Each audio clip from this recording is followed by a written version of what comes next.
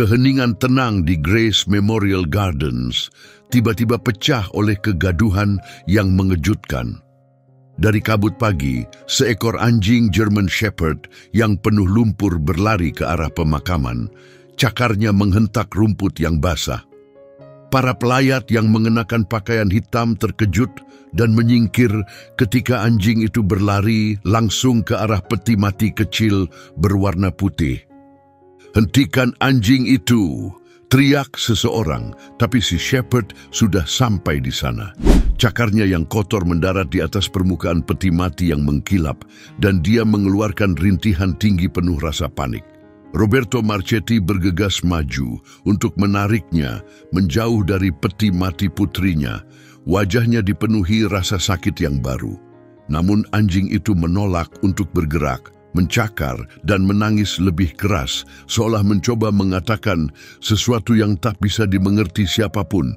"Biarkan dia di sini," bisik Laura Marchetti sambil menangis. "Dia sudah datang sejauh ini." Suaranya menghilang saat tekad aneh si anjing menarik perhatian semua orang. Kerumunan kembali sunyi, menyaksikan dengan tak percaya adegan yang terjadi. Adegan yang sebentar lagi akan mengguncang seluruh kota Millbrook. Millbrook, Vermont adalah tempat yang tenang, tempat keluarga Marchetti tinggal di rumah sewaan sederhana di Pine Street. Roberto, seorang sopir truk jarak jauh dengan tangan kasar dan hati hangat, sering pergi berminggu-minggu untuk menghidupi keluarganya. Wajahnya yang lelah dan rambutnya yang mulai memutih adalah tanda dari banyak malam tanpa tidur dan makan malam yang terlewat. Namun komitmennya tak pernah goyah. Laura Marchetti, wanita baik hati dan lembut, bekerja panjang di Sunshine Laundromat. Tangannya selalu perih karena air panas dan deterjen, tapi senyumnya tak pernah hilang, terutama saat menyangkut putri mereka, Sofia. Mereka telah melalui banyak kesulitan selama bertahun-tahun, tetapi cinta mereka satu sama lain, dan untuk Sofia tetap kuat. Sofia adalah anak mukjizat mereka, lahir setelah bertahun-tahun penantian. Ia memiliki mata biru yang berkilau dan tawa yang bisa mencerahkan ruangan manapun. Bahkan sejak kecil, Sofia tampak lebih dewasa dari usianya.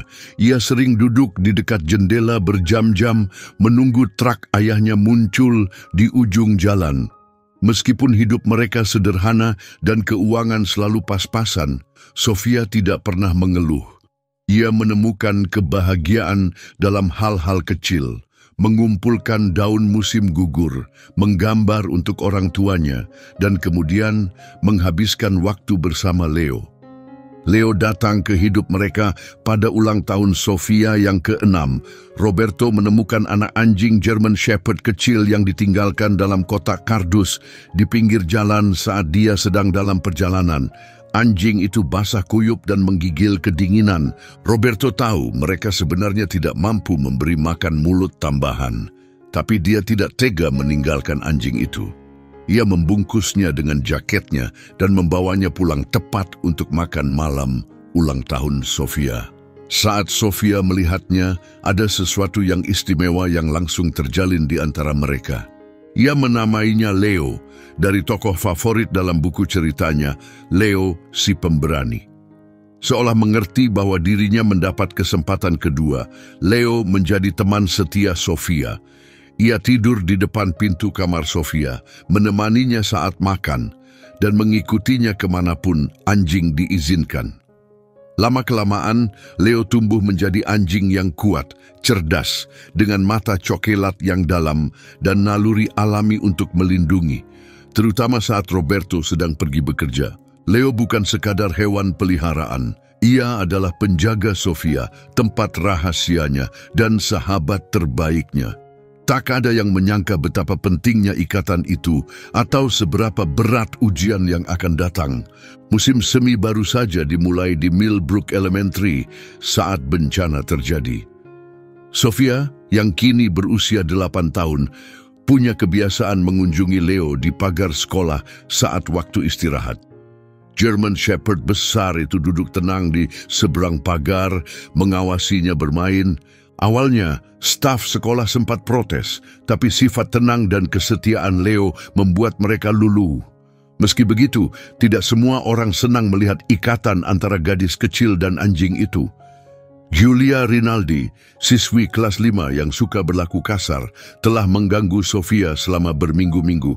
Ia mengejek Sofia karena memakai baju bekas dan karena terlalu dekat dengan anjing kotor itu, begitu ia menyebut Leo. Sofia tidak pernah melawan. Ia selalu ingat nasihat ibunya. Balas mereka dengan kebaikan sayang. Namun Selasa sore itu segalanya berubah. Giulia dan 2 temannya mengikuti Sofia ke belakang halaman sekolah, dekat kolam tua, area yang dilarang untuk siswa, tersembunyi di balik pohon ek yang rimbun. Giulia merampas buku gambar dari tangan Sofia, buku yang penuh dengan gambar Leo dan cerita petualangan mereka. "Lihat ini," ejek Giulia sambil membalik halaman. Dia menulis surat untuk anjingnya seperti ke orang sungguhan. Aneh banget. Teman-temannya tertawa membentuk lingkaran di sekitar Sofia. "Tolong kembalikan," pinta Sofia dengan lembut sambil mengulurkan tangan. Tapi Giulia malah merobek beberapa halaman dan melemparkannya ke kolam. Mata Sofia mulai berlinang saat gambar-gambarnya mengambang di permukaan air. Putus asa, Sofia mencoba mengambilnya, tapi Giulia menghindar dan Sofia kehilangan keseimbangan. Ia jatuh ke dalam air dengan kepala lebih dulu. Kolam itu ternyata lebih dalam dari yang terlihat dan langsung menelannya. Dari tempat biasanya di pagar, Leo langsung merasakan bahaya. Dengan satu lompatan kuat, ia melewati pagar setinggi 4 kaki dan berlari melintasi halaman. Beberapa guru berteriak panik, tapi Leo tidak berhenti. Ia langsung masuk ke kolam tanpa ragu. Sofia sempat muncul ke permukaan sekali, terengah-engah dan berusaha menggapai sebelum tenggelam lagi. Leo menyelam mengejarnya, hanya dipandu oleh naluri dan cinta. Setiap detik terasa seperti selamanya saat permukaan kolam bergelombang cemas. Lalu, akhirnya Leo muncul, menggigit kerah baju Sofia dengan lembut, tubuhnya lemas. Ia menyeretnya ke tepi kolam yang berlumpur, sementara Giulia dan teman-temannya berdiri membeku, wajah mereka dipenuhi rasa ngeri. Saat itu, para guru sudah berlari melintasi halaman sekolah, radio mereka berderak dengan pesan-pesan panik. Sofia, yang bingung dan ketakutan, tiba-tiba mulai meronta, sikunya menghantam kepala Leo dengan keras. Meski kesakitan, Leo tidak bergerak dari sisinya. Ia tetap di sana, berdarah dari luka tepat di atas matanya, sepenuhnya fokus pada keselamatan Sofia.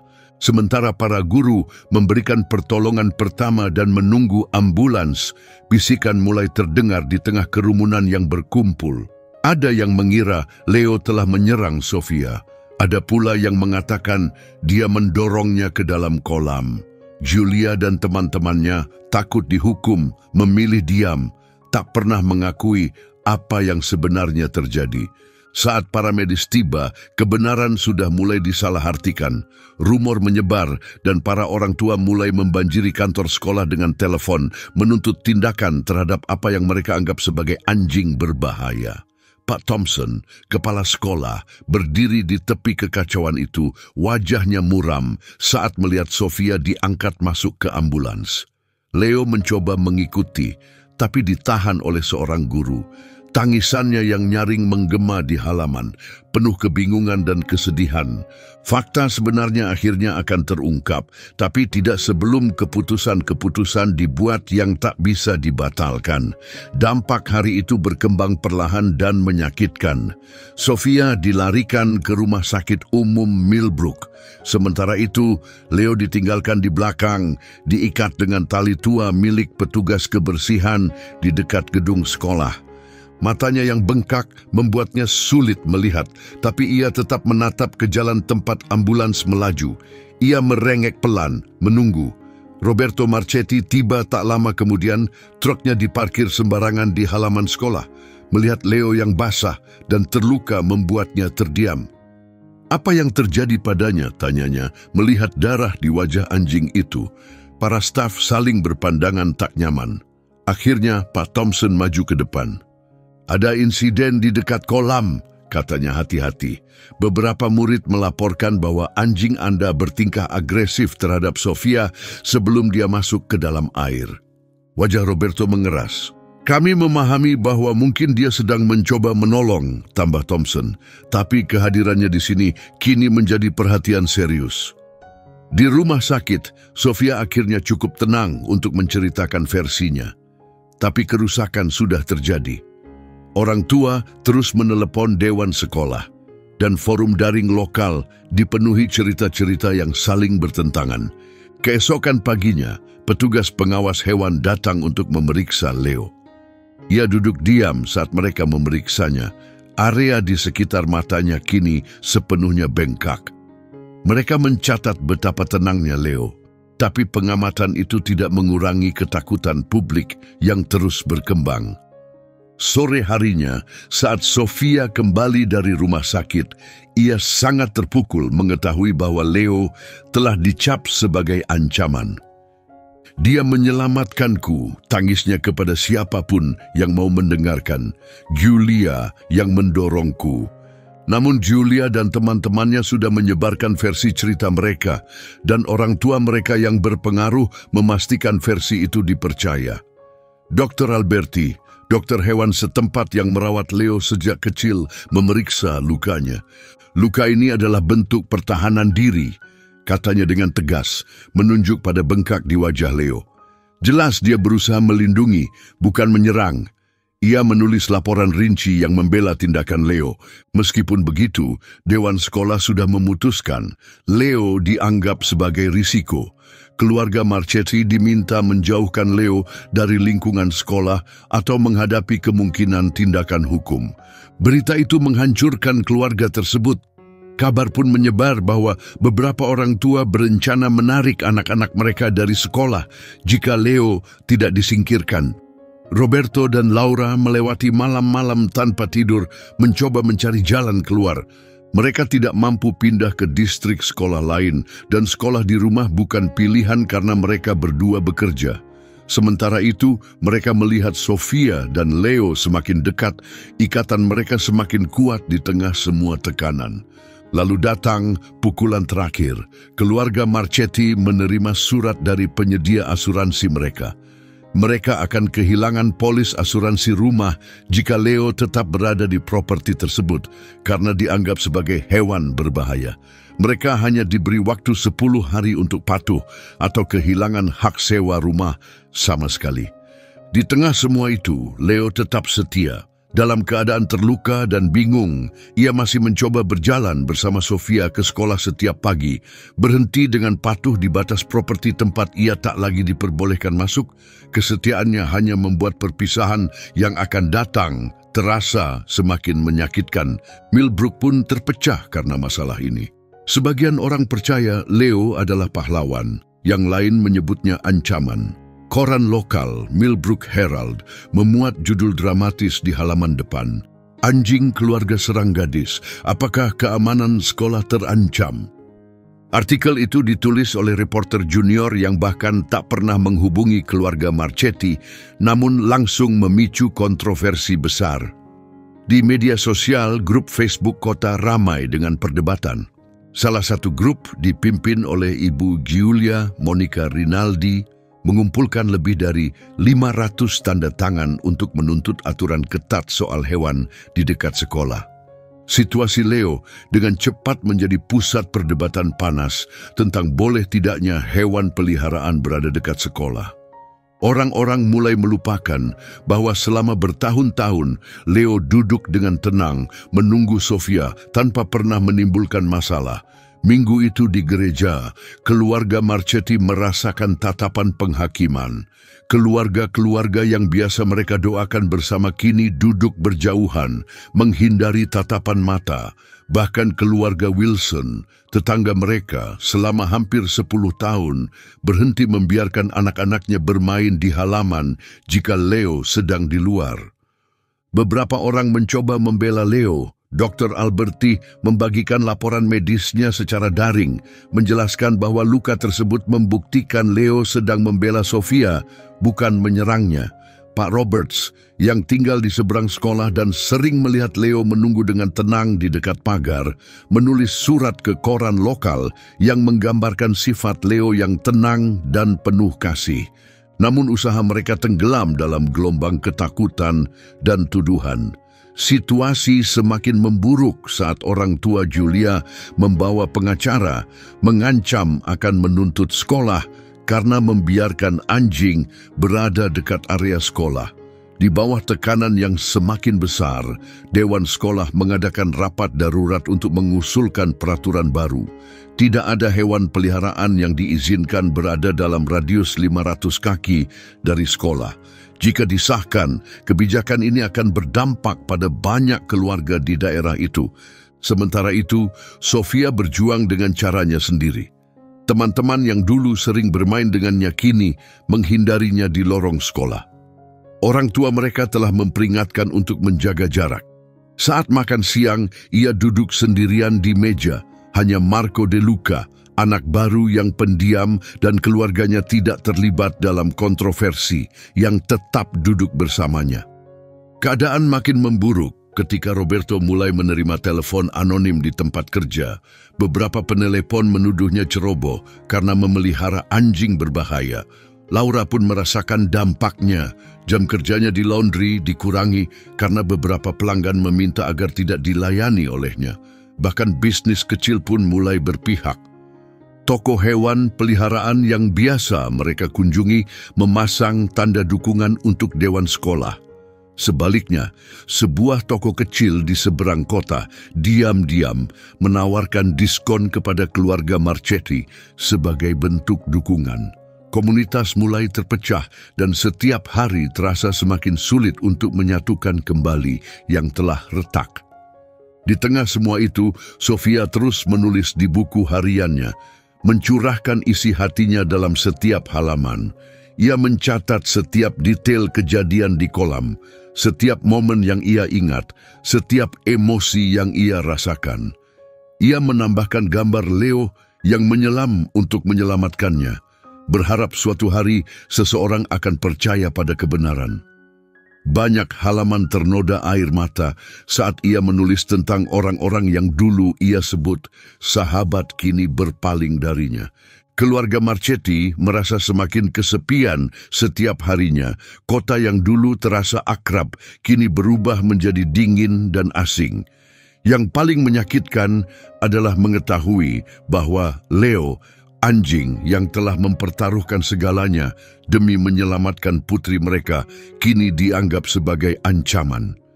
Pagi ketika mereka harus mengucapkan selamat tinggal pada Leo begitu dingin dan kelabu, langit mencerminkan kesedihan dalam hati mereka.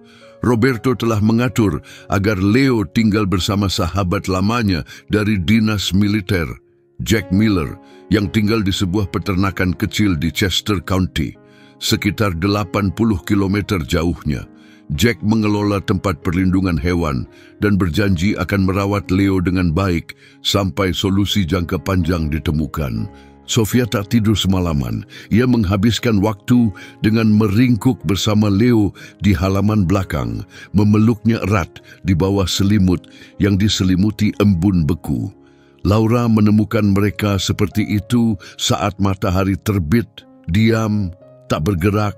Ikatan di antara mereka terlalu dalam untuk diungkapkan dengan kata. Leo seolah tahu apa yang sedang terjadi. Ia tidak meninggalkan sisi Sofia pagi itu. "Ini cuma sementara, sayang," ucap Roberto lembut saat mereka mengemasi barang-barang Leo.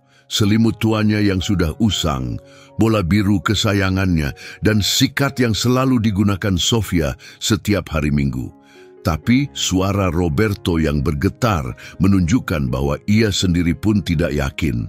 Batas waktu dari perusahaan asuransi sudah hampir habis dan mereka tidak punya pilihan. Ingin membuat hari itu istimewa, Laura memasakkan sarapan telur orak-arik dengan keju untuk Leo. Makanan yang biasanya tidak ia izinkan.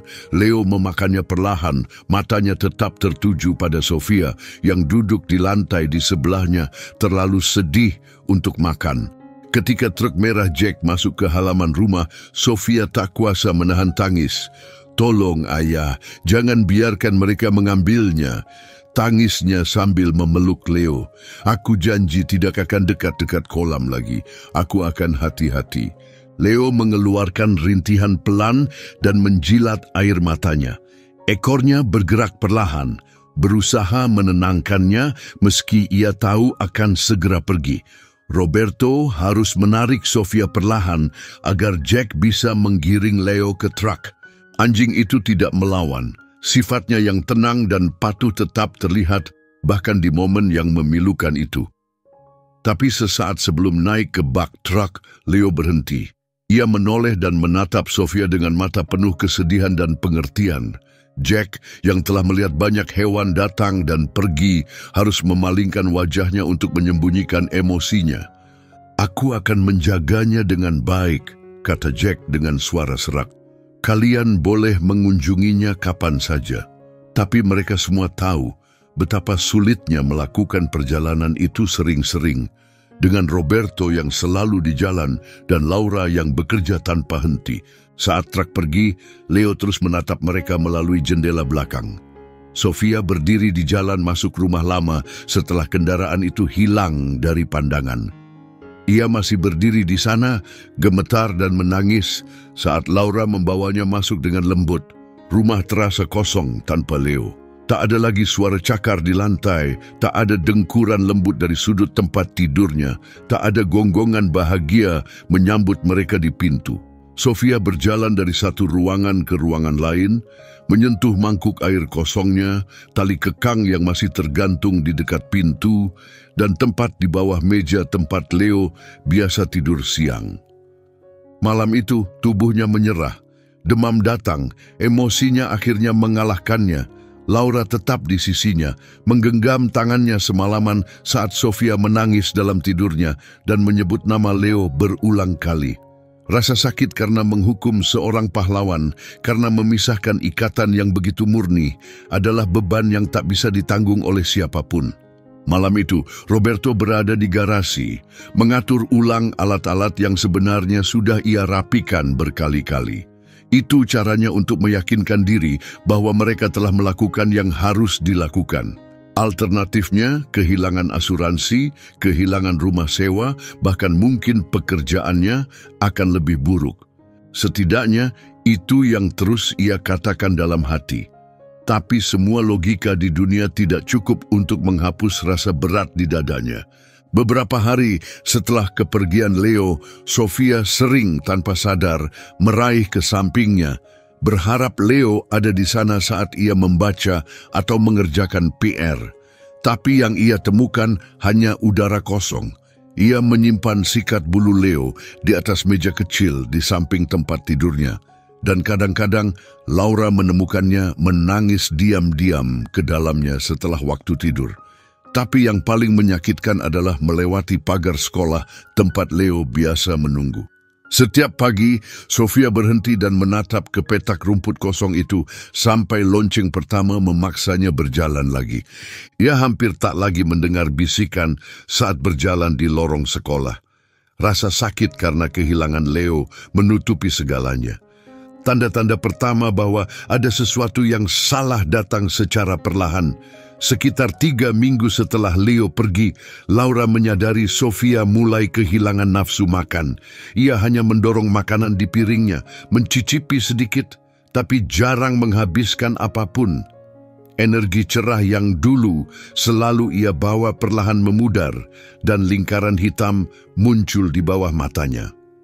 Saat pertemuan orang tua dan guru, Ibu Wilson menyampaikan kekhawatirannya. Dia sudah tidak ikut berpartisipasi lagi, katanya, sambil menyerahkan map penuh tugas yang belum selesai. Dia lebih sering menatap keluar jendela seolah pikirannya berada di tempat yang jauh. Keadaan memburuk saat pemeriksaan rutin dengan dokter. Moretti. Berat badan Sofia turun drastis dan tekanan darahnya terlalu rendah. Menarik Laura ke samping, ia bertanya pelan, "Apakah ada kejadian besar dalam hidup Sofia belakangan ini? Stres yang cukup berat?"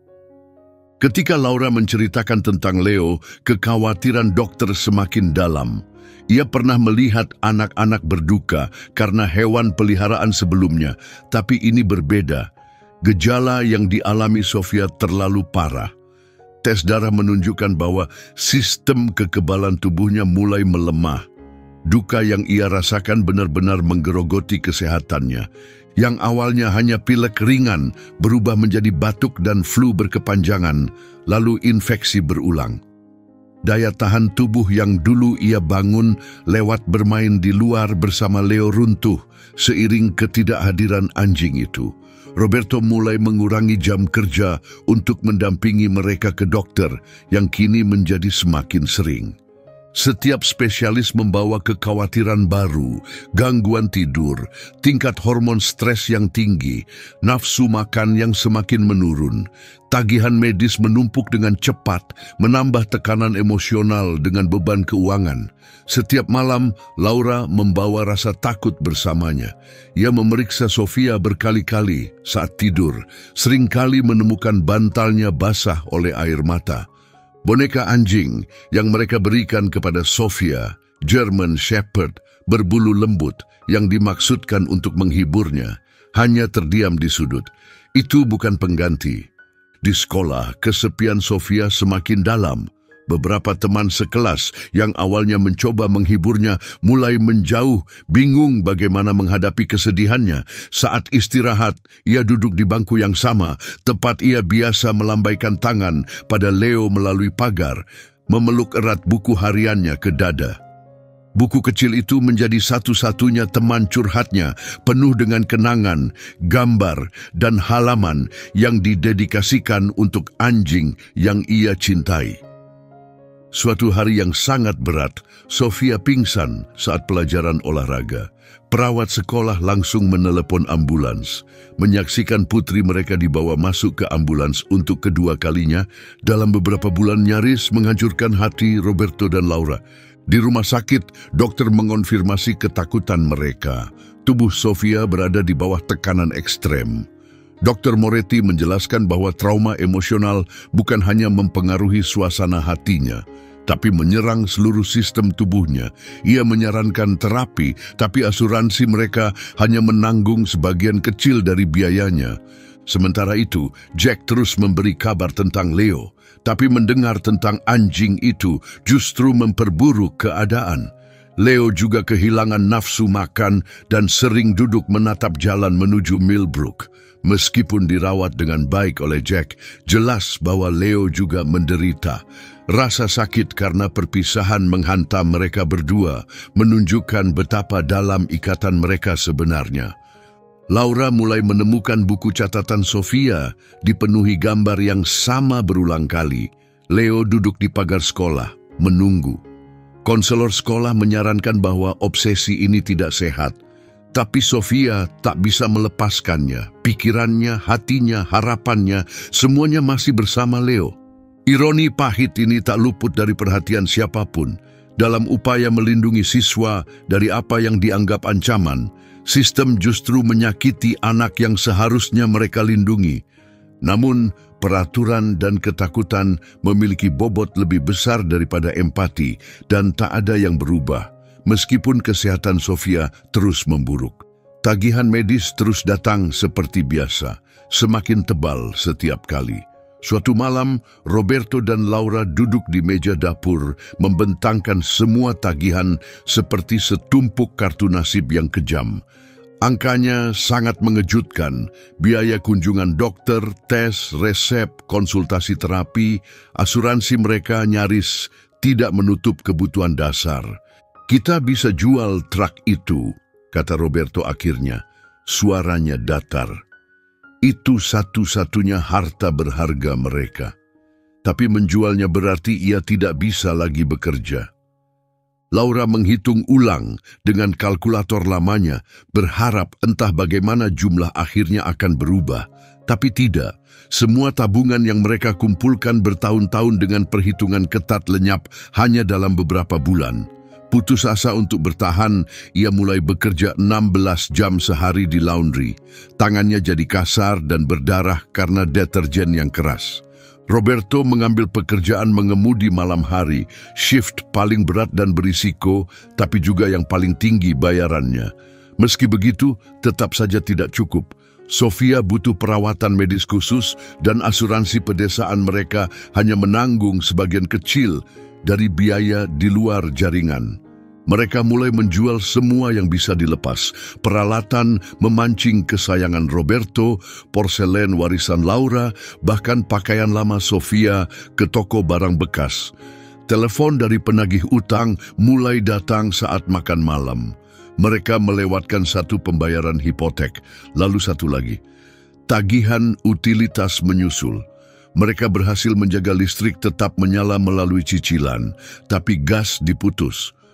Laura terpaksa memanaskan air di atas kompor listrik kecil untuk mencuci piring dan memandikan Sofia dengan air hangat. Tetangga mulai memperhatikan. Keluarga Wilson yang dulu menjauh saat kejadian dengan Leo mulai meninggalkan kantong belanja di depan pintu tanpa sepatah kata. Gereja setempat menggalang dana untuk mereka, meskipun hanya cukup untuk membeli obat Sofia selama seminggu. Dengan menelan harga diri mereka, keluarga Marchetti menerima bantuan yang tak pernah mereka bayangkan akan mereka butuhkan. Pukulan terberat datang saat pemilik rumah mengirimkan surat. Rumah yang telah mereka sewa selama 8 tahun, tempat Sofia belajar berjalan, tempat Leo menjadi bagian dari keluarga, akan dijual. Mereka diberi waktu 30 hari untuk pindah. Tapi dengan riwayat kredit yang hancur karena tagihan medis, mencari tempat tinggal baru hampir mustahil. Akhirnya, Roberto menemukan apartemen kecil 2 kamar di atas Gino's Pizza di pusat kota. Hanya itu yang mampu mereka bayar. Tangga curam, jendela berangin, dan baunya selalu seperti bawang putih. Saat hari pindahan tiba, mereka terpaksa menjual atau menyimpan sebagian besar perabotan.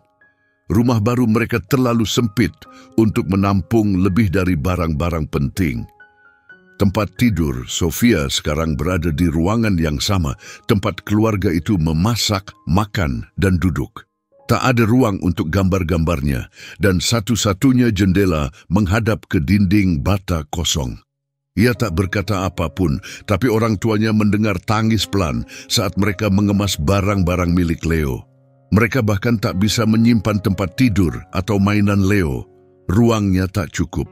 Laura mulai mencuci pakaian orang lain di kamar mandi mungil mereka pada malam hari, menjemurnya di setiap sudut ruangan. Apartemen itu selalu lembab. Roberto tidur di sofa lipat dengan kasur tipis dan berderit.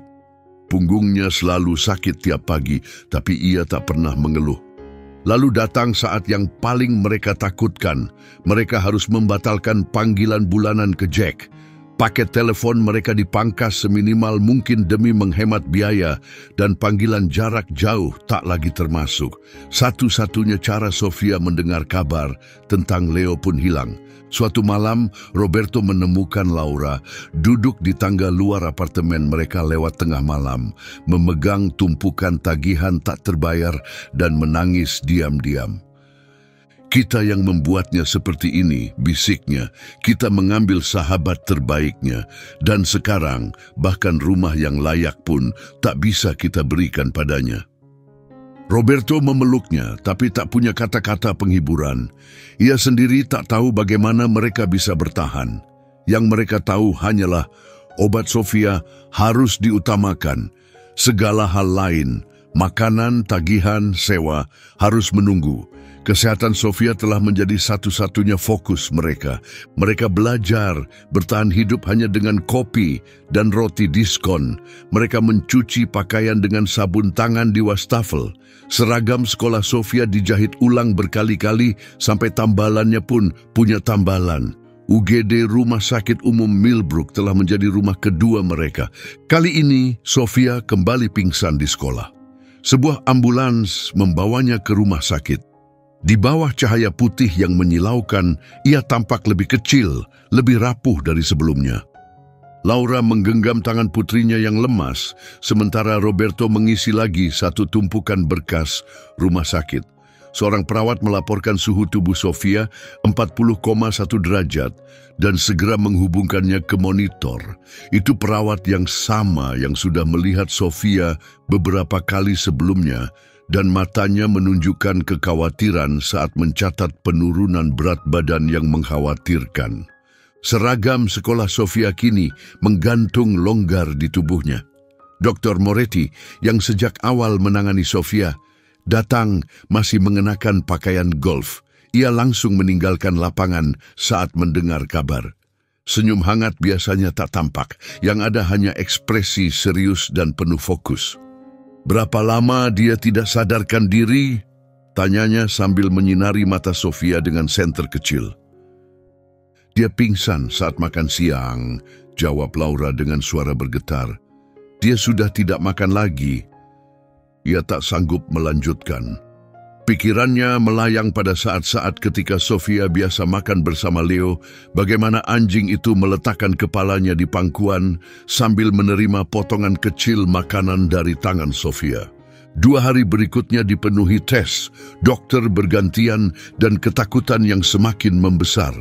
Sofia tersadar dan kembali pingsan, memanggil nama Leo setiap kali sadar. Setiap kali ia menyadari Leo tak ada di sana, semangatnya tampak makin padam. Spesialis datang silih berganti, memberikan berbagai diagnosis, komplikasi kekebalan, stres neurologis, trauma emosional. Tak satu pun bisa menjelaskan sepenuhnya mengapa tubuh Sofia tampak menyerah. Roberto tidur setiap malam di kursi plastik di samping tempat tidurnya. Rekan-rekannya menggantikan tugasnya tanpa banyak tanya. Laura bergantian antara rumah sakit dan laundry, mencuri waktu tidur di ruang tunggu. Apartemen baru mereka begitu sunyi, dengan tagihan yang terus menumpuk di atas meja seperti badai yang tak bisa dihindari. Pada hari keempat, kondisi Sofia memburuk drastis. Demamnya melonjak dan napasnya menjadi dangkal dan berat. Tim medis bergegas masuk, menempelkan kompres dingin dan memberikan obat untuk menstabilkannya. Laura berdiri tak berdaya di sisinya, menyaksikan setiap helaan napas putrinya yang semakin lemah. Di saat yang sedikit tenang, Dokter, Moretti duduk bersama keluarga Marchetti dan berbicara dengan nada pelan dan serius. "Kita mungkin harus mempertimbangkan perawatan jangka panjang," katanya. Tubuhnya tidak merespons seperti seharusnya, seolah-olah dia sudah menyerah. Ia terdiam sejenak, lalu menambahkan, "Kadang trauma emosional muncul dalam cara yang tak bisa disembuhkan oleh obat, dan terkadang yang paling mereka butuhkan tak bisa kami resepkan." Malam itu, Roberto melakukan panggilan putus asa dari telepon umum rumah sakit ke peternakan Jack. Kabar dari sana tidak baik. Leo juga sudah jarang makan. Ia menghabiskan hari-harinya berbaring di tepi lahan, selalu menghadap jalan menuju Millbrook. Jack menceritakan bagaimana Leo akan mengangkat kepalanya setiap kali mobil melintas, lalu menjatuhkannya kembali saat sadar itu bukan mereka. Di rumah sakit, kamar Sofia mulai dipenuhi tanda-tanda masa rawat inap yang panjang, boneka binatang dan bunga dari gereja, kartu lekas sembuh dari teman sekelas, meskipun tak satu pun dari Julia atau teman-temannya. Dinding yang sebelumnya kosong kini dipenuhi gambar-gambar buatan Sofia. Semuanya menampilkan Leo dalam berbagai momen bahagia mereka. Bermain di halaman, berjalan ke sekolah, berselimut bersama. Para perawat mulai terbiasa dengan tangis malam hari Sofia, bisikan doanya untuk Leo yang bergema di lorong gelap. Beberapa staf jaga malam duduk di sisinya, menggenggam tangannya dengan lembut saat ia bercerita tentang Leo. Bagaimana Leo selalu menunggunya, bagaimana ia tak pernah meninggalkannya. Di momen-momen itu, mata Sofia kembali bersinar, meski hanya sebentar. Minggu-minggu berlalu, kondisi Sofia stabil tapi tak membaik. Ia tidak kritis lagi, tapi juga tidak menunjukkan kemajuan. Seolah-olah tubuhnya ada di sana, tapi jiwanya telah pergi ke tempat lain. Kembali ke masa ketika Leo menunggunya di pagar sekolah, setia seperti biasa. Ketika kabar tentang krisis kesehatan Sofia menyebar ke seluruh Millbrook, perdebatan lama tentang Leo kembali muncul. Kota yang sudah terbelah kini harus menghadapi akibat dari keputusan-keputusan yang telah diambil. The Millbrook Herald menerbitkan artikel baru berjudul Krisis Kesehatan Gadis Lokal, Nurani Sebuah Komunitas.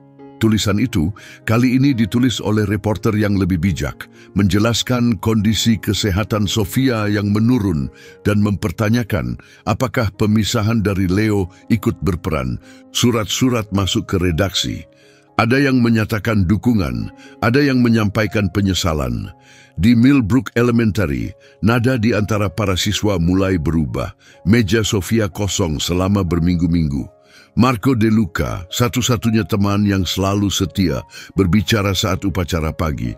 Sofia adalah orang pertama yang bicara padaku saat aku pindah ke sini, ucapnya dengan sederhana. Kata-kata tenangnya membuat beberapa anak menangis, termasuk beberapa yang dulu pernah berpaling darinya. Bahkan Julia Rinaldi yang memulai perundungan terlihat terguncang. Ia terdengar menangis di kamar mandi putri, berkata pada teman-temannya, "Aku nggak pernah berniat begini." Tapi ibunya, Monica, tetap bersikeras. Ia menggandakan dukungan terhadap aturan ketat sekolah tentang hewan peliharaan. Di gereja, ketegangan meningkat. Beberapa orang berdoa secara terbuka untuk Sofia dan Leo, sementara yang lain meminta hikmat untuk melindungi anak-anak kami. Pendeta terjebak di tengah, menyampaikan khotbah menyentuh hati tentang kebaikan, penghakiman dan pengampunan. Banyak jemaat pulang dalam diam, menghindari tatapan satu sama lain. Dr. Alberti, dokter hewan kota, mengambil langkah berani. Ia merilis seluruh rekam medis Leo, menunjukkan riwayat perilaku lembut dan kesehatan yang sempurna. Ia juga menyertakan penelitian tentang kuatnya ikatan emosional antara hewan peliharaan dan anak-anak, terutama dalam proses penyembuhan. Tindakan ini nyaris membuat lisensinya dicabut, tapi ia tetap teguh. Sementara itu, tekanan terhadap dewan sekolah meningkat. Orang tua yang dulunya menuntut Leo disingkirkan, mulai mempertimbangkan ulang, apalagi saat anak-anak mereka mulai mengajukan pertanyaan sulit tentang benar dan salah. Kepala sekolah Thompson dalam percakapan pribadi dengan staf mengakui bahwa ia mungkin bertindak terlalu cepat karena tekanan. Bisnis-bisnis lokal mulai menunjukkan dukungan secara terbuka. Toko perkakas menggantung spanduk bertuliskan "Lekas Sembuh Sofia". Toko hewan peliharaan yang sebelumnya mendukung pengusiran Leo diam-diam mencabut papan pengumuman mereka.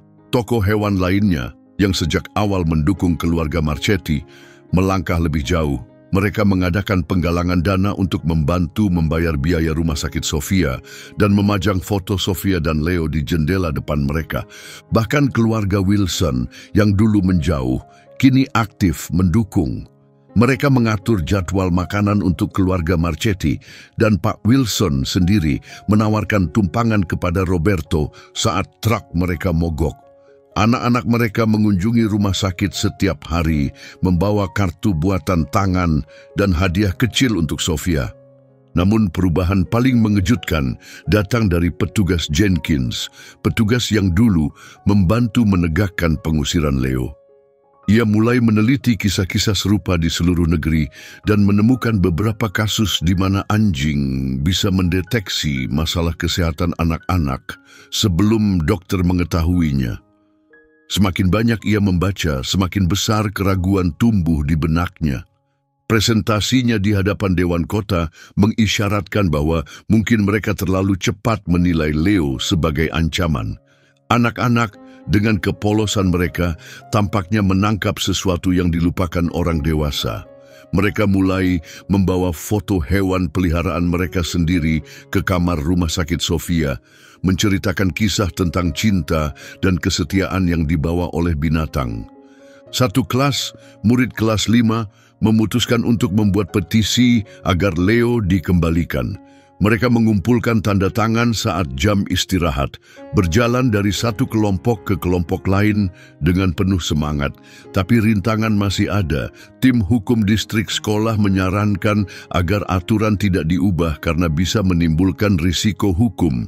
Perusahaan asuransi tetap bersikukuh menolak melonggarkan pedoman mereka. Beberapa orang tua masih berpendapat bahwa kenyamanan satu anak tidak seharusnya mengorbankan keselamatan umum. Meskipun suara mereka kini terdengar lebih pelan dan ragu, apa yang awalnya merupakan debat antara keselamatan dan emosi kini berkembang menjadi sesuatu yang lebih dalam, pertanyaan tentang apa yang benar-benar dihargai oleh kota itu. Apakah mereka lebih mementingkan perlindungan dari risiko yang belum tentu terjadi atau perlindungan terhadap luka yang nyata? Jawabannya, yang dulu terasa sederhana, kini tak lagi jelas.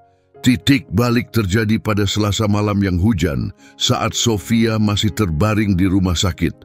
Roberto tertidur di kursi pengunjung setelah shift malam yang melelahkan saat ponselnya bergetar. Itu Jack, suaranya terdengar tegang. "Leo hilang," katanya. "Entah bagaimana dia berhasil keluar dari pagar. Aku sudah mencarinya berjam-jam di bawah hujan." Ia terdiam sejenak, suara khawatirnya begitu jelas. "Tom, aku rasa dia sedang mencoba kembali ke Sofia." Kabar tentang kaburnya Leo cepat menyebar di antara staf rumah sakit. Para perawat yang selama ini terbiasa dengan penurunan lambat kondisi Sofia saling bertukar pandang penuh cemas, menyadari betapa besar pengaruh kabar ini bisa berarti baginya. Dr. Moretti tanpa banyak bicara, memerintahkan pemantauan ketat kalau-kalau kondisi Sofia tiba-tiba berubah, terutama jika Leo tak datang. Di tengah hujan deras, Leo dalam sebuah misi. German Shepherd itu kini lebih kurus, tapi didorong oleh ikatan yang tak terlihat, melangkah melalui tempat-tempat asing. Beberapa pengemudi melihatnya di jalan raya, basah kuyup, penuh tekad, dan selalu mengarah ke Millbrook. Sofia yang tak tahu bahwa Leo sedang dalam perjalanan menjalani rutinitas harian seperti biasa. Tapi ada sesuatu yang berubah dalam dirinya. Ia menjadi gelisah, matanya terus tertarik ke arah jendela seolah-olah sedang menunggu sesuatu. Para perawat memperhatikan perubahan dalam tanda vitalnya, detak jantungnya meningkat secara acak, seolah tubuhnya merasakan sesuatu yang mendekat. Polisi setempat diberitahu, tapi mereka berada dalam dilema. Secara teknis, Leo masih dilarang, tapi secara diam-diam, beberapa petugas memperlambat patroli mereka, mengawasi jalur-jalur yang mungkin dilalui Leo menuju Millbrook. Bahkan ada yang meninggalkan makanan dan air di tempat istirahat, berharap bisa membantu. Pada hari ketiga sejak Leo menghilang, Sofia menunjukkan tanda pemulihan pertama dalam beberapa minggu.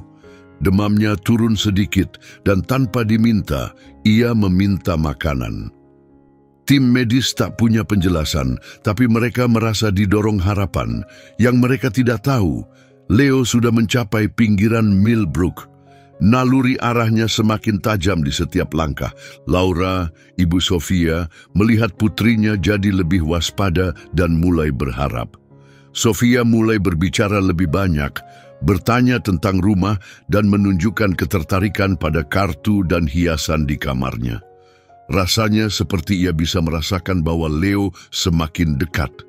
Tetangga mulai menelepon, melaporkan penampakan. Seekor anjing besar terlihat berjalan di kota, menghindari lalu lintas, menyusuri jalur-jalur yang dulu ia lewati bersama Sofia, ke sekolah, ke taman, melewati rumah lama mereka. Kabar itu menyebar pelan di antara staf rumah sakit. Mereka diam-diam menyemangati Leo, bahkan ada yang lembur hanya untuk mengikuti perkembangan. Dr. Moretti, saat diberitahu tentang anjing yang mendekat, memutuskan untuk tidak memberitahu keamanan. Ia mengerti kesembuhan tak selalu mengikuti protokol.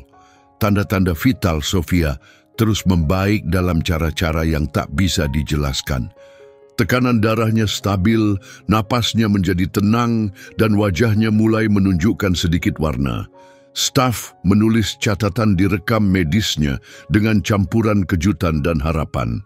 Malam saat Leo tiba di rumah sakit terasa tenang dan sunyi.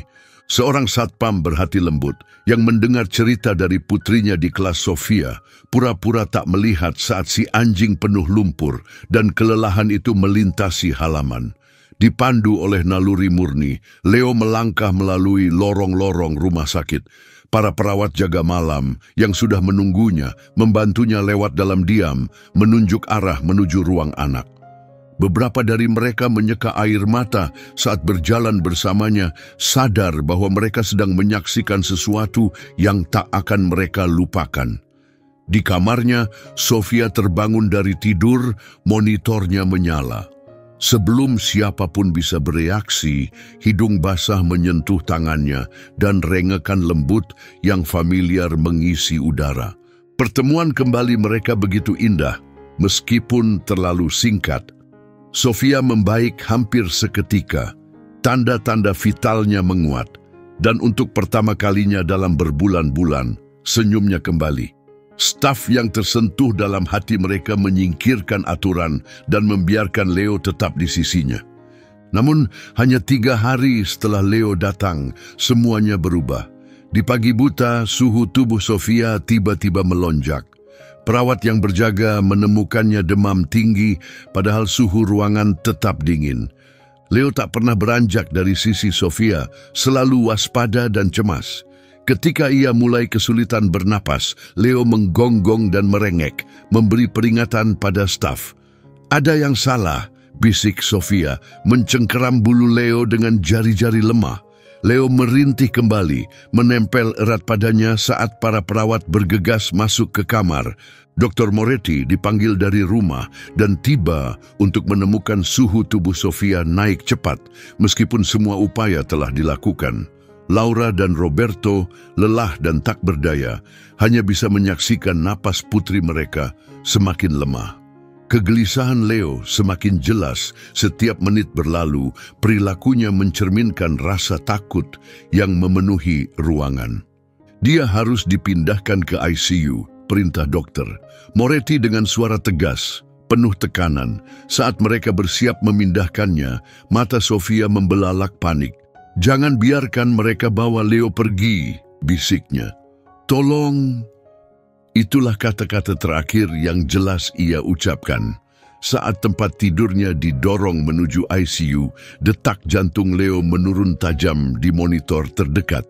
Tiba-tiba, suara kode biru menggema di seluruh lorong rumah sakit, bercampur dengan lolongan Leo yang penuh penderitaan saat petugas keamanan akhirnya memisahkannya dari Sofia. Yang terjadi setelah itu hanyalah kabur. Tindakan darurat, langkah cepat, dan wajah-wajah cemas penuh tekad. Di ruang tunggu, Laura jatuh ke pelukan Roberto.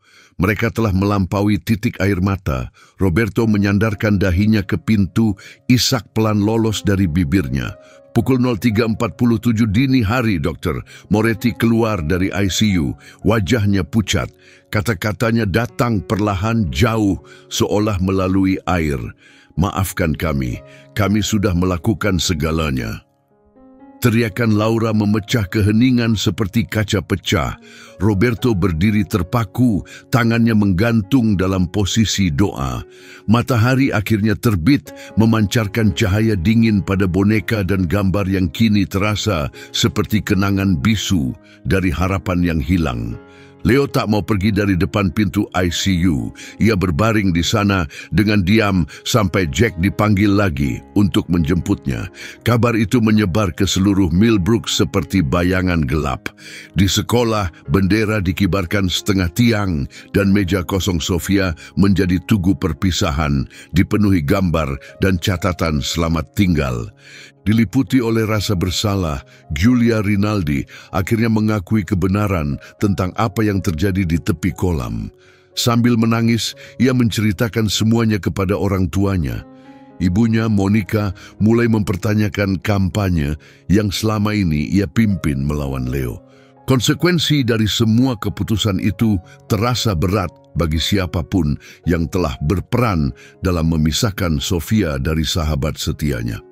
Saat persiapan pemakaman dimulai, keheningan yang mencekam menyelimuti rumah keluarga Sofia. Peti mati putih kecil itu tampak tenggelam dalam duka. Laura dan Roberto menjalani semua proses secara mekanis, seolah-olah kesedihan telah menguras seluruh tenaga mereka. Di peternakan, Leo menolak makan. Ia menghabiskan hari-harinya berbaring dekat pagar, menatap cakrawala seolah menunggu kabar yang tak akan pernah datang. Jack, khawatir anjing itu tak akan bertahan dari patah hatinya mengambil keputusan. Pemakaman Sofia menjadi titik balik bagi Millbrook. Suara-suara kehidupan sehari-hari lenyap dalam keheningan, seluruh kota larut dalam duka bersama. Toko bunga lokal kehabisan mawar putih, bunga favorit Sofia. Tetangga, bahkan orang asing, mulai memesan rangkaian bunga. Di apartemen kecil keluarga Marchetti, di atas Gino's Pizza, Laura merangkai mawar putih dengan hati-hati. Seolah-olah Leo ikut berduka dalam diam, dengan tatapan mata yang membawa beban perpisahan.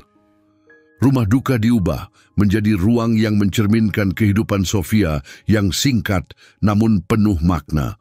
Gambar-gambarnya memenuhi dinding, kebanyakan tentang Leo, masing-masing menceritakan bagian dari kisah mereka. Tas sekolahnya diletakkan di sudut ruangan, pekerjaan rumah masih tersimpan di dalamnya. Pernyataan sunyi tentang apa yang telah hilang. Dalam sebuah surat yang dibacakan saat rapat darurat Dewan Sekolah, seseorang menulis, "Dalam upaya melindungi semua anak, kita gagal melindungi hati satu anak."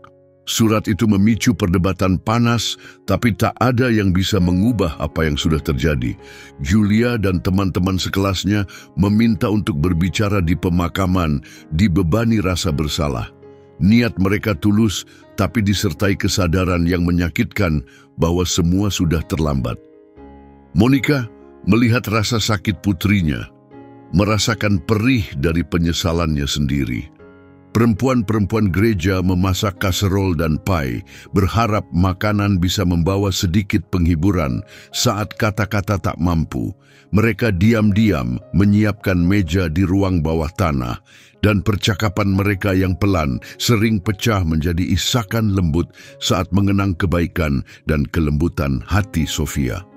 Dr. Moretti meminta izin untuk hadir, bukan sebagai dokter, tapi sebagai seseorang yang menyaksikan langsung ikatan antara Leo dan Sofia dan bagaimana kesehatan Sofia menurun setelah mereka dipisahkan. Laporan yang ia buat kemudian mendorong perubahan kebijakan rumah sakit tentang hewan terapi. Tuan Roberts, pengelola rumah duka, membuat keputusan tak biasa. Ia mengizinkan Leo hadir dalam upacara pemakaman, begitu tersentuh oleh kisah mereka, mengabaikan segala kekhawatiran hukum. Beberapa aturan, katanya pelan, tidak lebih penting dari melakukan hal yang benar. Keputusan itu datang dengan risiko pribadi, tapi ia tak pernah menyesal. Banyak warga yang dulu mendukung pemisahan Leo dari Sofia kini bergulat dengan penyesalan. Pemilik toko hewan yang dulu menempelkan tanda menentang Leo menutup tokonya hari itu. Di jendelanya, ia memajang foto Sofia dan Leo saat masa-masa bahagia. Grup Facebook Orang Tua Peduli Millbrook diam-diam menghilang. Koran lokal menyiapkan edisi khusus yang didedikasikan untuk tragedi ini. Di dalamnya termasuk halaman dari buku harian Sofia. Tulisannya gemetar, tapi penuh cinta untuk Leo dan kebingungan tentang mengapa mereka dipisahkan. Jack tiba sehari sebelum pemakaman bersama Leo, yang tampak mengerti suasana duka di sekitarnya. Anjing bangga yang dulu ia kenal kini berubah menjadi sosok sunyi, memantulkan kesedihan semua orang yang mencintai Sofia. Ia berjalan perlahan masuk ke kamar Sofia yang tetap tak tersentuh. Dibiarkan persis seperti saat ia meninggalkannya. Boneka anjing German Shepherd masih tergeletak diam di atas ranjang yang belum dirapikan. Malam sebelum pemakaman, Roberto menemukan Laura di sana, memeluk bantal Sofia dan membisikkan permintaan maaf dalam diam, seolah berharap entah bagaimana putrinya masih bisa mendengar. Segala hal tentang persiapan terakhir terasa tak nyata. Hari pemakaman dimulai dengan kabut dingin dan kesunyian. Sebuah peti mati putih kecil dikelilingi lembut oleh bunga favorit Sofia, mawar putih. Di peternakan Jack, Leo gelisah dan kembali menolak makan maupun minum. Jack berniat membawanya ke pemakaman, tapi Leo punya rencana sendiri. Sebelum fajar, saat gerbang sedikit terbuka, Leo menyelinap keluar tanpa diketahui. Perjalanan ini berbeda dari sebelumnya. Ia mengikuti rute yang familiar, tapi kali ini tanpa ragu, digerakkan oleh sesuatu yang lebih dalam dari rasa lapar atau lelah. Sopir truk yang biasa melintasi jalur itu mulai menelepon markas mereka. Anjing itu kembali, lapor mereka. Anjing milik gadis Marchetti. Kabar itu menyebar cepat. Tersentuh oleh kisah Sofia, beberapa warga memutuskan mengikuti perjalanan Leo secara diam-diam. Satu orang bahkan menggunakan mobil patroli untuk mengarahkan lalu lintas dan memastikan jalan aman. "Aku nggak ganggu," katanya lewat radio. "Aku cuma mau dia sampai dengan selamat." Saat Leo melewati lembah Creek, matahari mulai mengangkat kabut dari jalan. Suara yang familiar dari rumah duka mengabari, anjing itu sedang dalam misi. Ucapnya singkat, lebih baik biarkan dia menyelesaikannya. Tubuh Leo sudah sangat lemah. Tulangnya menonjol dari bulu yang menipis, dan langkahnya yang dulu gagah kini menjadi pincang penuh tekad. Tapi ia terus berjalan, dipandu oleh sesuatu yang hanya bisa ia rasakan. Saat ia semakin dekat ke Millbrook, pemandangan yang familiar seolah memberi kekuatan baru. Orang-orang mulai memperhatikan. Anak-anak menunjuk dari balik jendela mobil. Orang dewasa berhenti di beranda mereka, terharu melihat seekor anjing yang lemah namun penuh tekad. Seseorang menelepon stasiun radio lokal dan segera seluruh kota tahu. Leo sedang menuju Grace Memorial Gardens, jalur yang ia lalui melewati rumah yang dulu ia tempati bersama Sofia. Di setiap tempat yang berarti, ia berhenti sejenak seolah menyerap kembali kekuatan dari kenangan yang tertinggal. Sekelompok kecil orang mengikuti Leo dengan penuh hormat, tanpa banyak bicara, merasakan bahwa ini bukan sekadar perjalanan, melainkan sebuah penghormatan. Para orang tua mengangkat anak-anak mereka untuk melihat, sambil menjelaskan dengan lembut arti dari kesetiaan dan cinta. Bahkan mereka yang dulu takut padanya kini berdiri dalam kekaguman yang sunyi. Jalur terakhir menuju pemakaman adalah yang paling berat. Kaki Leo gemetar karena kelelahan, tapi matanya tetap fokus. Mereka yang menyaksikannya menggambarkan suatu kekuatan sunyi, fokus yang tak tergoyahkan, melampaui sekadar naluri. Saat Grace Memorial akhirnya tampak di kejauhan, ia mempercepat langkahnya, meskipun hanya sedikit.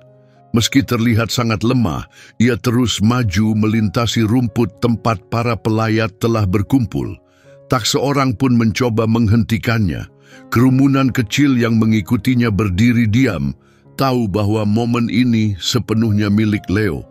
Perjalanan terakhir ini, tindakan tak egois yang terakhir, mengubahnya dari seekor hewan yang pernah disalahpahami menjadi sosok yang hampir legendaris di hati masyarakat Millbrook.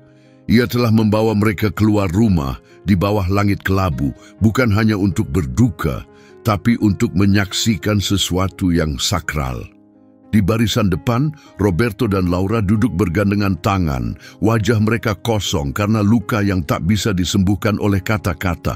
Peti kecil berwarna putih milik Sofia dihiasi bunga lembut dan pita-pita merah muda.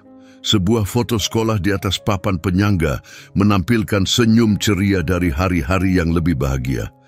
Marco Thompson, lebih dikenal sebagai Pak Thompson, kepala sekolah SD Millbrook, melangkah maju untuk berbicara.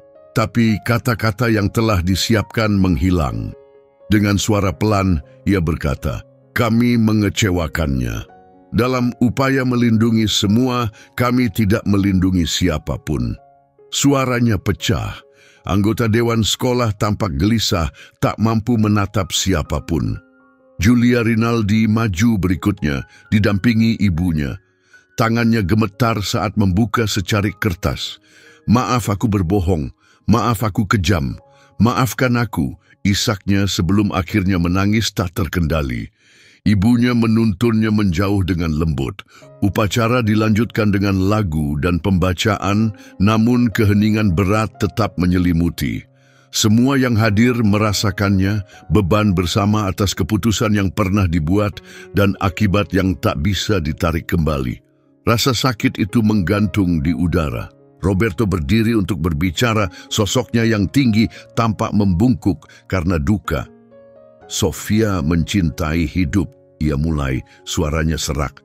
"Dia mencintai pancake di hari Minggu. Dia suka menggambar untuk semua orang. Dia suka..." Suara gemuruh muncul dari bagian belakang kapel. Kepala orang-orang menoleh saat Leo masuk, melangkah dengan tenang menuju peti mati. Laura hendak berdiri, tapi Roberto menghentikannya dengan lembut. Ada sesuatu tentang kehadiran Leo yang memerintahkan keheningan, hampir seperti rasa khidmat. Leo sampai di depan peti dan menundukkan kepalanya di atasnya. Ia mengeluarkan rintihan rendah, penuh duka, suara yang memuat semua kesedihan, cinta, dan patah hati yang tak bisa sepenuhnya diungkapkan oleh suara manusia. Pendeta bersiap untuk berbicara, berniat menyarankan agar anjing itu dibawa keluar. Tapi kata-kata itu tak pernah keluar. Apa yang mereka saksikan jauh lebih dalam dari yang mereka bayangkan. Tindakan pengabdian yang begitu kuat, yang telah membawa seekor hewan rapuh menempuh 50 mil hanya untuk satu momen terakhir bersama seseorang yang ia cintai. Apa yang terjadi setelahnya akan menjadi kisah yang dibagikan dari generasi ke generasi di Millbrook. Saat Leo sampai di peti Sofia, perilakunya berubah. Awalnya ia mengeluarkan rintihan pelan dan sedih. Tapi segera suara itu menjadi lebih nyaring, lebih mendesak. Ia mulai menggaruk permukaan kayu halus dengan lembut. "Mungkin seseorang harus membawanya keluar," bisik salah satu penatua gereja. Tapi tak ada yang bergerak. Semua berdiri diam, menyaksikan dalam keheningan. Leo menjadi lebih fokus, mendorong hidungnya ke tepi peti. Tangisannya kini penuh kerinduan dan keputusasaan. Air mata mengalir di pipi Laura saat ia melihat Leo mengelilingi peti. Setiap putaran membuatnya semakin gelisah. Cakar Leo yang terluka meninggalkan noda di permukaan putih bersih, namun tak seorang pun peduli. Tak ada yang mempermasalahkan bekas itu atau ketegangan aneh yang memenuhi kapel. Roberto berdiri terpaku, kertas berisi pidato yang belum sempat ia baca masih di tangannya. Matanya terpaku pada Leo yang kembali ke depan peti. Anjing itu meletakkan kedua kaki depannya di atas peti dan mengeluarkan suara yang sulit digambarkan, bukan gonggongan, bukan lolongan, tapi sesuatu yang mentah dan menyayat. Sebuah tangisan dari bagian terdalam jiwanya, tangisan yang menolak menerima kehilangan. Dr. Moretti yang duduk di dekat depan, condong ke depan. Suara itu membangkitkan sesuatu dalam ingatannya. Ia pernah membaca tentang momen seperti ini, saat di mana hewan menyadari sesuatu yang tak bisa diketahui manusia, bahkan mesin. Leo menjadi semakin kuat, menekan hidungnya ke tutup peti, tubuhnya bergetar karena usaha. Beberapa orang mulai mendekat, tapi penderitaan Leo mencapai puncaknya. Ia berdiri dengan kaki belakangnya, kedua cakar depannya mencakar peti, menggonggong keras, suaranya menggema dalam keheningan. Itu bukan sekadar suara, itu adalah sebuah pesan, sebuah tangisan yang melampaui logika, peringatan yang hanya bisa dimaknai oleh hatinya sendiri. Tiba-tiba, Laura melepaskan diri dari genggaman Roberto dan berjalan cepat ke arah Leo. Ia meletakkan tangannya dengan lembut di kepala anjing itu. Kegemparan yang mendadak di dalam kapel memecah perhatian para pelayat. Beberapa penatua maju ke depan, berusaha mengembalikan ketenangan dalam upacara. "Ini tanah suci," kata salah satu dari mereka, meraih kerah Leo. "Ini tidak bisa dibiarkan berlanjut." Monica Rinaldi yang dulu memimpin kampanye perpisahan dan kini berdiri dalam keheningan, tidak bergerak, tapi keraguan tampak dalam ekspresinya. Direktur rumah duka, Tuan Roberts, mendekat perlahan, kekhawatiran terlihat di setiap garis wajahnya. "Aku tahu ini emosional," katanya hati-hati, "tapi kami punya beberapa..." Ia terdiam. Leo menggonggong lagi, kali ini lebih tajam, fokus, penuh maksud. Laura membuat pilihan, ia tetap menempelkan tangannya di kepala Leo. Dia sedang mencoba mengatakan sesuatu, ucapnya, suaranya lebih kuat dari hari-hari sebelumnya. Dr. Moretti mendekat ke peti, terombang-ambing antara pelatihan medisnya dan apa yang sedang ia saksikan.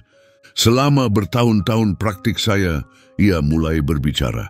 Tapi tangisan Leo menenggelamkan kalimatnya.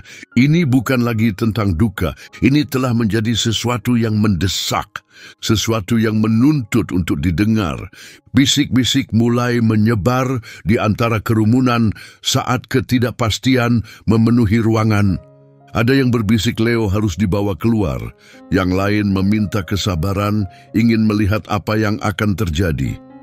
Dr. Moretti, yang telah mengikuti seluruh perjalanan Leo sampai ke kapel, akhirnya mengangkat suaranya.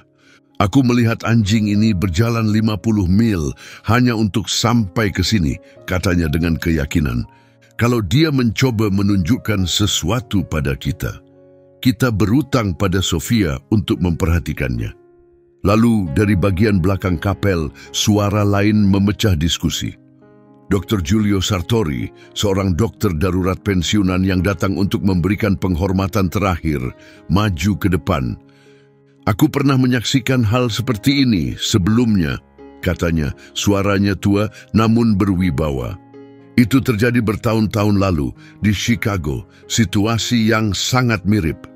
Ia berjalan perlahan menuju peti, tatapannya tajam meski usianya sudah lanjut. Bisik-bisik pun berhenti, semua menoleh ke arahnya, mendengarkan dengan seksama. Laura menatapnya, wajahnya dipenuhi emosi, terjebak antara harapan dan ketakutan. "Apa maksud Anda?" tanyanya, suaranya bergetar. "Apakah dia pernah berada di atas pundaknya?" Dr. Sartori mengangguk kecil, nada suaranya tetap tenang dan meyakinkan. Meski sendi-sendinya kaku, ia berlutut di samping peti, memeriksanya dengan konsentrasi penuh. "Terkadang, apa yang kita kira sebagai kematian," katanya pelan, "sebenarnya adalah sesuatu yang lain." Ia merogoh ke dalam tas medis tuanya, lebih karena kebiasaan daripada kebutuhan. "Ada kasus langka," lanjutnya, "di mana tubuh masuk ke dalam kondisi yang sangat dalam hingga tampak seperti mati, padahal belum." Saat direktur rumah duka melangkah maju, berniat membuka peti, Dr. Sartori mengangkat tangannya langsung menghentikannya. Perhatiannya tertuju pada Leo yang tiba-tiba menjadi diam, seolah mengenali seseorang yang akhirnya mengerti. "Saya butuh stetoskop," katanya tegas, "dan buka semua jendela, biarkan cahaya alami masuk, lampu-lampu ini tidak cukup." Orang-orang langsung bergerak, cepat, tenang, menghormati keseriusan momen itu. "Ini bukan prosedur standar," bisik seseorang pelan. Namun tangan dokter Sartori tetap mantap saat meraih kunci peti. Dipandu oleh sesuatu yang jauh lebih kuat dari sekadar protokol, Leo tak lagi mondar-mandir, energi liarnya telah mereda. Kini ia diam, tegang dan waspada. Matanya tak pernah lepas dari tangan sang dokter. Semua orang di ruangan seakan menahan napas. Waktu terasa berhenti, momen itu berat dengan kemungkinan. Dengan ketelitian terlatih tangan dokter, Sartori bergerak. Setiap gerakannya penuh kehati-hatian, dipandu pengalaman puluhan tahun dalam situasi darurat. Kapel sunyi, tak ada satu suara pun. Ia mencondongkan tubuh ke depan, memeriksa denyut nadi, gumamnya, menekan dua jari dengan lembut di leher Sofia. Lemah, tapi ada. Laura terisak, napasnya tersendat karena terkejut. Roberto berpegangan erat pada bangku, wajahnya pucat tak percaya. Dr. Sartori tetap tenang, fokusnya tak tergoyahkan, suaranya jelas. Ini mirip dengan yang pernah saya lihat dalam kasus hipotermia ekstrem, katanya. Tubuh melambat sedemikian rupa, bahkan alat pun bisa tertipu. Ia berbalik menghadap para pelayat yang terdiam, matanya memancarkan urgensi dan kehidupan. Kita butuh ambulans, sekarang juga. Petugas Jenkins sudah berbicara lewat radionya, meminta bantuan darurat. Direktur rumah duka terpaku. Asistennya pucat dan diam, berdiri di samping peti dengan ekspresi yang nyaris menyerupai damai, seolah menyaksikan sesuatu yang suci. Dr. Sartori menoleh lembut ke arah orang tua Sofia. "Putri Anda belum pergi," ucapnya tegas. "Dia berada dalam kondisi koma, sangat dalam, tapi dia masih hidup." Leo sudah tahu. Entah bagaimana dia telah merasakannya sejak awal. Suara dokter bergetar sedikit. "Selama 40 tahun saya praktik, saya belum pernah menyaksikan hal seperti ini." Tiba-tiba, keheningan pecah oleh suara siren di kejauhan. Para medis tiba dengan cepat, efisien, tenang, berpengalaman. Namun bahkan mereka sempat ragu sejenak, terdiam oleh pemandangan yang mereka saksikan. "Bawa dia ke County General," perintah dokter. Sartori sambil menyingkir. "Hubungi Dr. Laura Ritchie. Dia neurolog paling senior di negara bagian ini. Katakan kasus ini mirip dengan yang terjadi tahun 98, Jensen." Para petugas medis mengangguk, lalu mengangkat tubuh Sofia dengan hati-hati ke atas tandu. Roberto dan Laura mengikuti di belakang, bergandengan tangan, wajah mereka masih basah oleh air mata. Tapi kali ini mereka menangis karena harapan.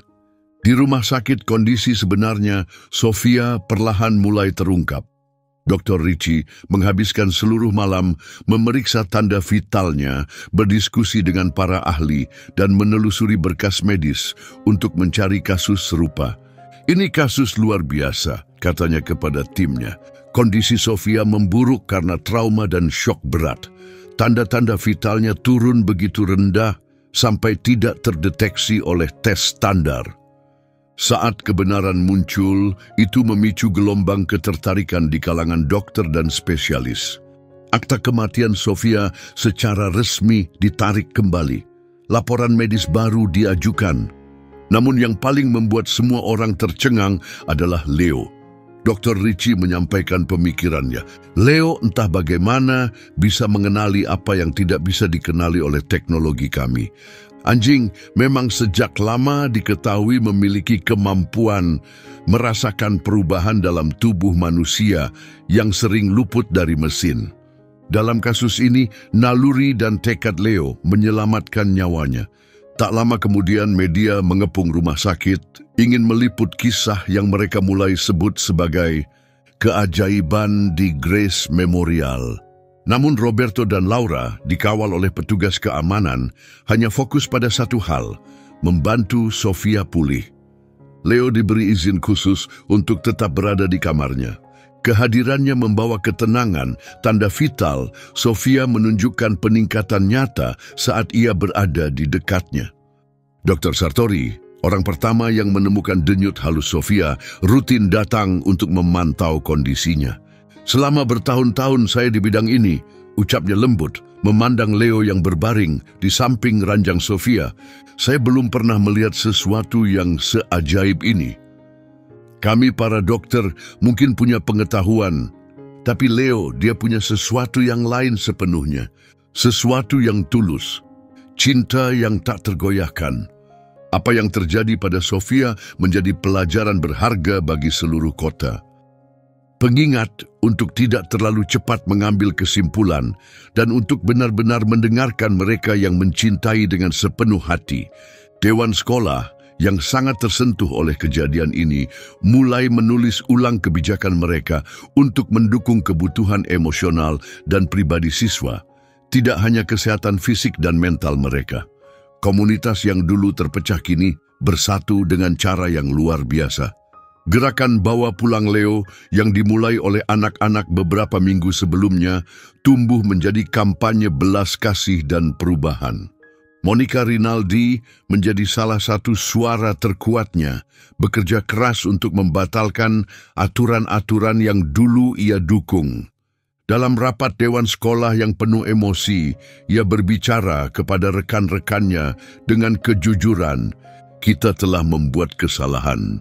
Bisnis lokal yang dulu menjauh dari keluarga Marchetti kini datang menawarkan bantuan. Genus Pizza, pemilik apartemen mereka, menolak menagih sewa selama mereka berada di rumah sakit. Toko hewan peliharaan yang dulu menyebut Leo sebagai ancaman mengeluarkan permintaan maaf publik dan menjanjikan pasokan seumur hidup untuk anjing yang pernah mereka salah nilai.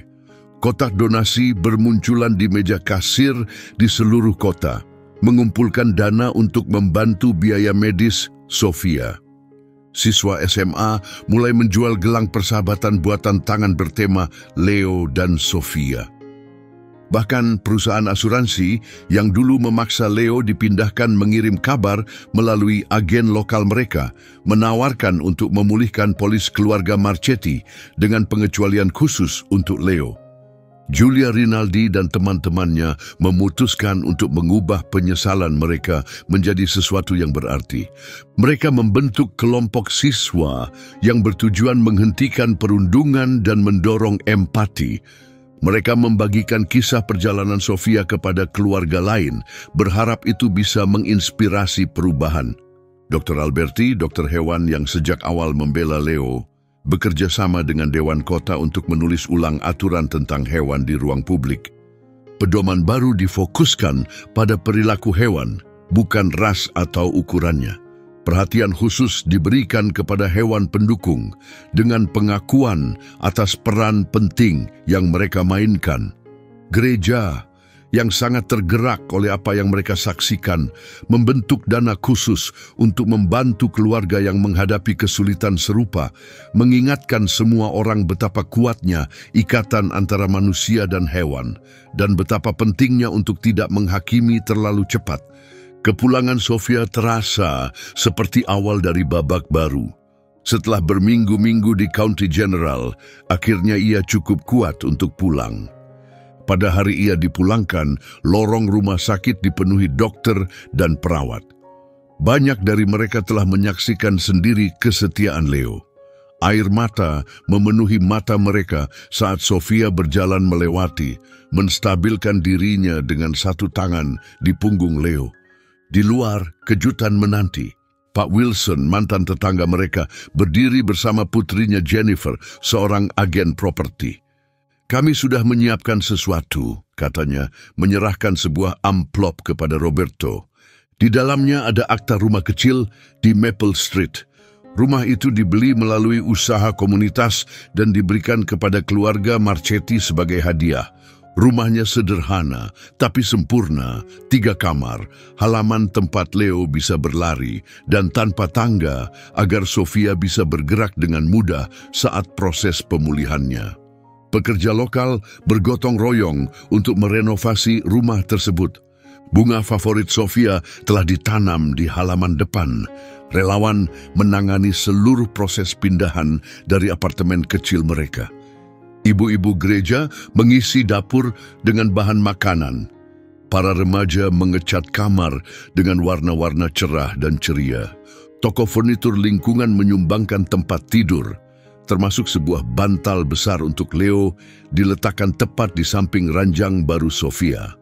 Laura menemukan mesin cuci dan pengering di ruang cucinya, hadiah dari rekan-rekannya di laundry. Roberto berjalan menyusuri rumah dengan takjub yang tenang, tersentuh oleh setiap detail kecil, masing-masing menunjukkan betapa kota ini peduli. Kamar Sofia adalah yang paling indah.